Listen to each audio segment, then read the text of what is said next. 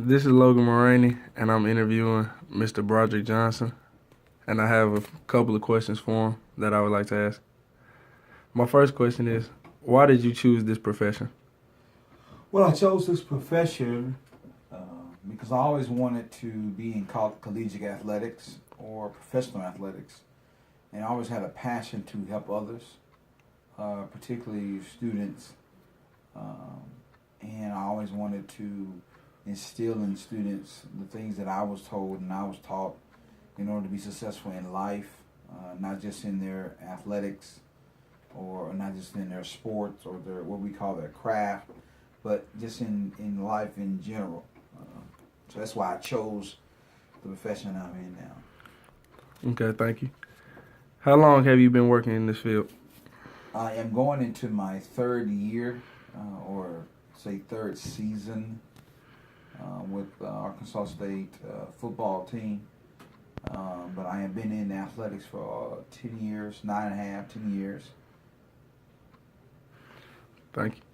What advice would you give to someone pursuing this career? But the best advice I can give to you is you got to have good communication skills.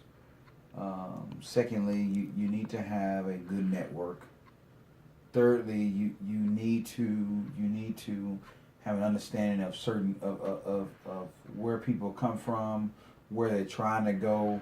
So just a good judgment of character, because I think that is probably one of the most important things that I think we miss out on, is that we misjudge somebody because of the color of the skin, or because of the way they wear their clothes, or because of the way their hair is, or because the way they talk, the way they walk. Like we understand the standard when we may not do the standard ourselves, or we don't even know how to identify the standard or define the standard. So I think we do misjudge people a lot. So having a good judgment of character is really important, and understanding and being a good listener are also really important in order to be in the business of athletics or any business of that. Thank you. When did you find out this is what you wanted to do? Well, I think I found that out. I was as a freshman in college, and I was sitting through one of my classes, my PE classes, and I said, I don't want to teach or coach high school. I don't want to teach physical education or health. I want to be on the collegiate side of things, and being able to make decisions and travel all over the world and instill in more than just 10 guys or 15 guys. I want to make sure I'm in some kind of good influence on 300, 400, 200, 500 athletes. So I think that is when I made that decision as a freshman, sitting in one of my PE classes. Thank you. Mm-hmm. What did you do in order to get to this point in your career? Well, my journey is not as long as most people who have these jobs have been, or who have had these jobs. I started off as a student manager here at Arkansas State back in 2007, and I worked all the way up to a GA position in 2011, that summer, and 2011, right after I graduated with my degree. My undergraduate degree was sport management, and then I got to grad school, and I became the director of basketball operations here at Arkansas State, the first director of basketball operations here at Arkansas State under John Brady, and then eventually 2 years or a year or two later, I think it was a year later, I became the athletic academic coordinator for the football program, and I've been here since. But my journey is not as long as most have had, but I've been in athletics, and so I got to see the odds and ends out of the academic side and how important academics was, and how academics is important to the overall success of a program, whether it be athletics or the individual sport program. Thank you. If you could, what would you go back and do different to better yourself at your career? Well, I tell you this. There's two things I would go back and do.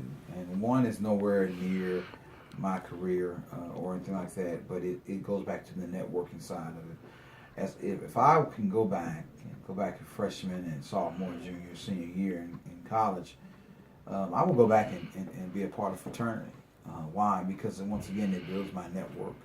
Two, it allows me to be a part of something that has nothing associated with athletics, so I can be very diverse. And then the other thing, when it comes to my career, I would have been able to figure out what I wanted to do a long time ago. But I was so gung-ho on becoming a basketball coach, and that's what I wanted to do. But then when I got into business, and I was like, this is not really what I want to do. I wish I would have figured that out a long time ago. That I would have already been over in these kind of positions and already ahead of the game, where I feel like I am a little bit behind the game. So if I can go back and do anything, I would decide to work in athletics more so than in actually with an actual sport program. Okay. What is your dream job and why? Well, my dream job, and it's always been, I'm a Red Wolf for life, but I do not take credit against any other program out there in the country. But my dream job is to be an athletic director on this level, or a general manager on the professional level.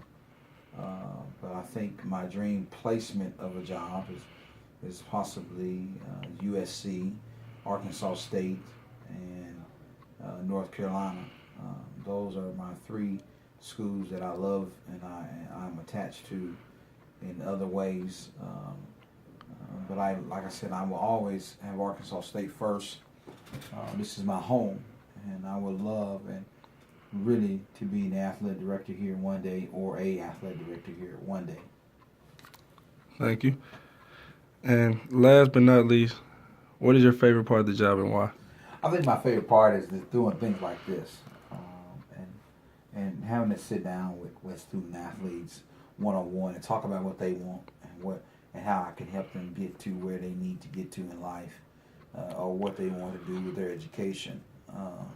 And then expressing them how important education is, because at the end of the day, you can sit here and have all kinds of athletic ability, but if you do not have the education behind it, you cannot survive, because you have to have a job in life, and you have to make money.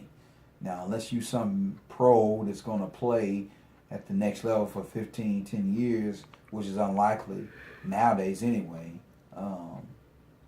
then you need a backup plan. And I told somebody the other day, you got to always work on the backup first before you work on the former plan, because the former plan is always going to be there. Plan A is always going to be there. It's always going to be in the forefront. But what happens when you have the what-if factor? What happens when you don't do what you're supposed to do to get to the next level? Well, now you're going to find yourself in a hard place if you haven't been working on plan C or plan B. I believe you have to have 3 plans, and those B and C are the 2 hardest things to work on, because you just don't think that's going to happen. You don't think you're going to need to go that route. But yes, work on plan B. Plan B, and it's sad to say for a lot of athletes, is education, is graduation, and getting my degree and getting a job in that field. But really, ultimately, that should be plan A. And if the league happens, it happens. And then plan C should be, well, if I don't get my degree, what do I do? And so at the end of the day, that's where I am no matter. Well, thank you, Mr. Broderick Johnson. Thank you. And you have a nice day. You too.